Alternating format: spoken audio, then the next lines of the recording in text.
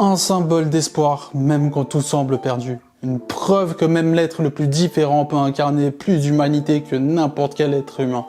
Il nous rappelle que même dans les ténèbres, la lumière finit toujours par jaillir tant qu'on continue d'y croire. Bonjour à tous, aujourd'hui on se retrouve pour une nouvelle vidéo et je vais vous parler du film qui fait beaucoup diviser et amplifier la haine des fans de Snyder. Je parle bien sûr de Superman, réalisé par James Gunn. Ce film, c'est un vrai retour aux sources de Superman. Il nous montre qu'avoir de bonnes intentions, même que le monde entier semble vous rejeter, finit toujours par faire éclore la vérité et la justice, mais surtout l'espoir. Le film incarne pleinement ce que Superman est censé représenter. Les thèmes qui sont abordés sont à la fois classiques et puissants. L'espoir, la bonté, la dualité entre humanité et inhumanité. Visuellement, le film est haut en couleurs, lumineux, très beau, parce que Snyder nous a habitués. Et certains effets spéciaux restent quand même un peu à désirer, mais rien de vraiment trop dérangeant, en tout cas pour ma part.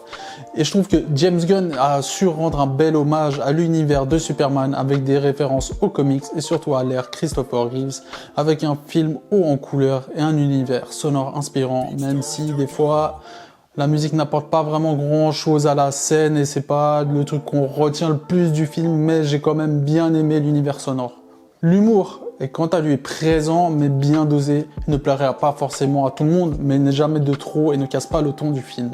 Au-delà de l'action et du spectaculaire, le film véhicule de vrais messages, croire en l'humanité, ne pas perdre espoir même quand tout semble foutu, et rester fidèle à ses valeurs. Il prône la diversité et transmet un message fort, peu importe d'où l'on vient ou qui l'on est, chacun mérite sa place, son respect et sa dignité.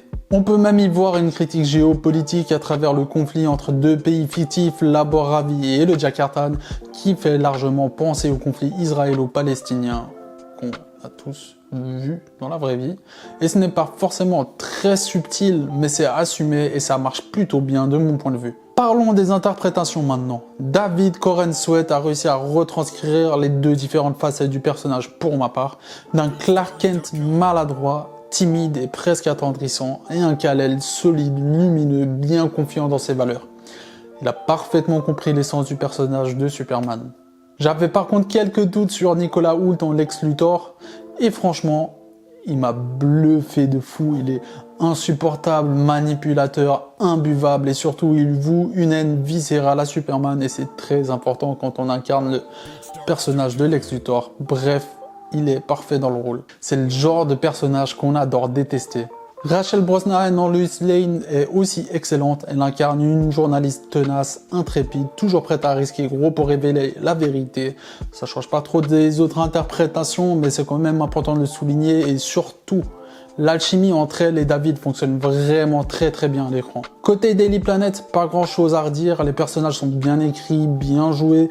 Mention spéciale surtout à Jimmy Olsen, avec une approche un peu différente des anciennes versions, mais qui pour ma part est très efficace. En revanche, par contre, j'ai un petit souci avec le nom de la Justice Gang. C'est censé être une version moderne de la Justice Society, et je trouve le nom franchement ridicule, même si le film lui-même s'en amuse. Mais voilà, j'ai pas trop apprécié cet humour-là avec ce nom de gang un peu stupide. Mais franchement, certains membres sont très réussis, enfin certains membres, on en a vu que 3, mais Mr. Terrific, en tout cas, très gros point positif dans le film. Il est brillant, ingénieux, captivant à chaque apparition. C'est son personnage après tout, mais vraiment très gros point positif. Et Guy Gardner, quant à lui, aussi en badass et ridicule, mais sans jamais être trop lourd. Par contre, Hawkgirl, il manque un peu d'espace pour briller, ce qui est dommage, et son développement n'est pas très poussé, elle sert un peu à rien. En tout cas, c'est un film qui redonne une joie de vivre et une envie de croire en l'humanité. Un film qui montre qu'on a toujours raison de croire en ses convictions et que la bonté finit toujours par gagner. Un film qui redonne des couleurs à un monde qui est en train de sombrer, un vrai bol d'air frais, même dans les abysses. La lumière finit toujours par briller plus fort. Et on se retrouve très vite pour de nouvelles vidéos. Jusque là, portez-vous bien.